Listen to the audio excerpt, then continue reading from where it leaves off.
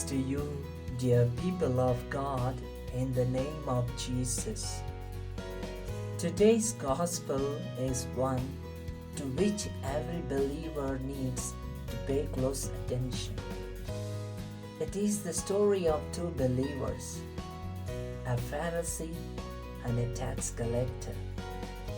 It is important to underline the facts that both men were believers in the same God.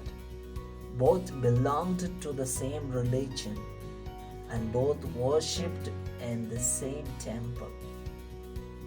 Both men were active believers who participated in the temple worship and said their daily prayers. But what do we see? At the end of the worship, one of them went home at peace with God, but the other did not.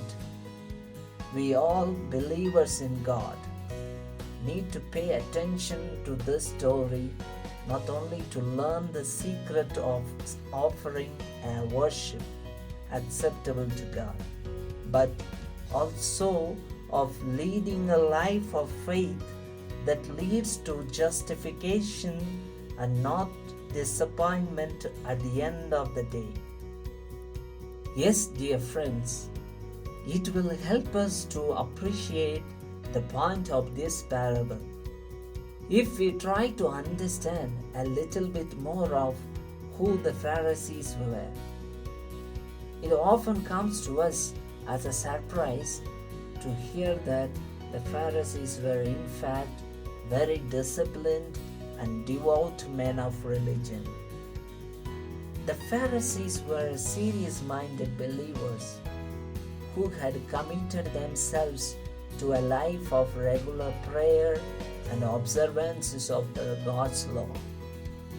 In fact, they went beyond the requirements of the law.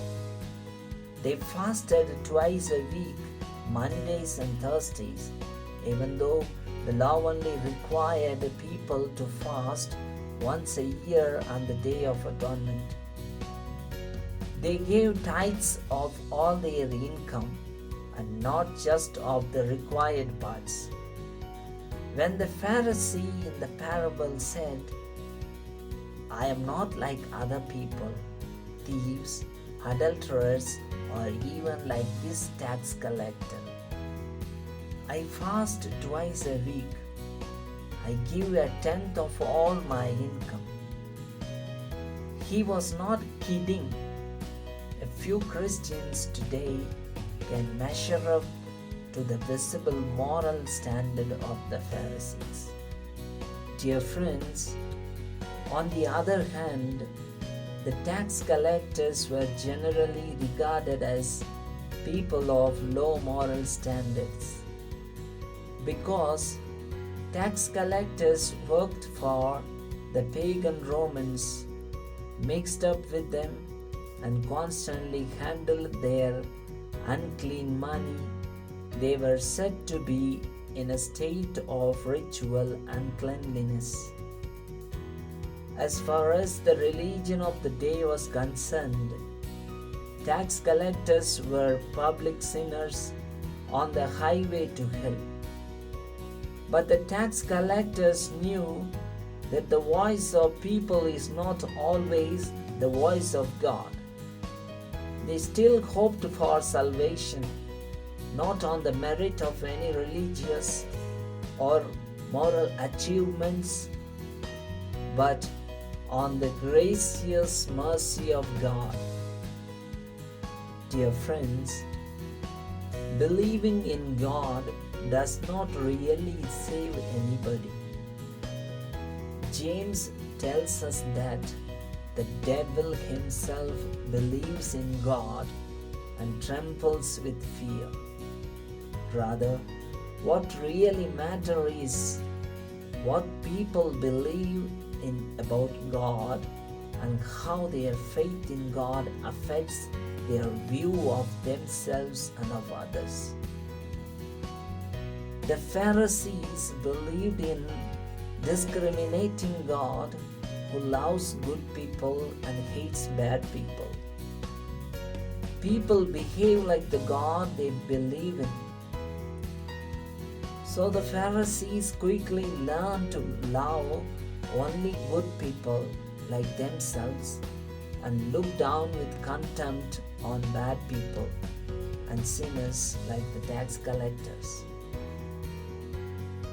Jesus told this parable against the Pharisees because they trusted in themselves that they were righteous and regarded others with contempt.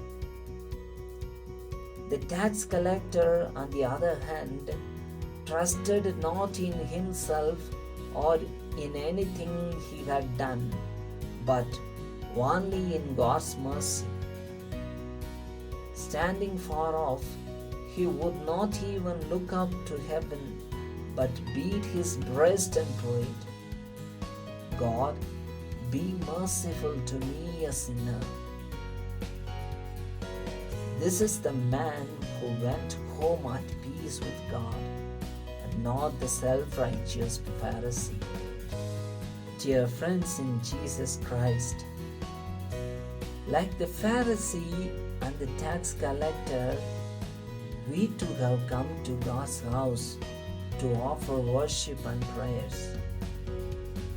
Like them, we too hope to go home at the end of this service reconciled and at peace with God.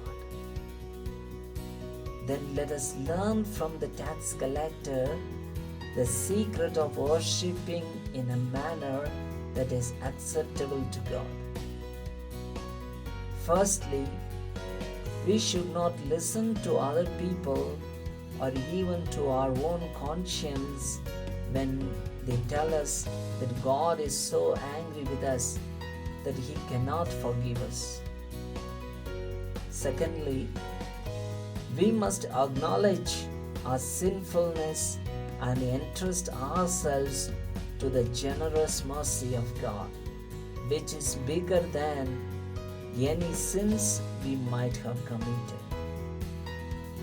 Finally, we promise God to never to look down on our fellow sinners, but to help them in their search for God, just as the tax collector is helping us today in our search for God. Dear friends, remember, God always opposes the proud, but gives grace to the humble.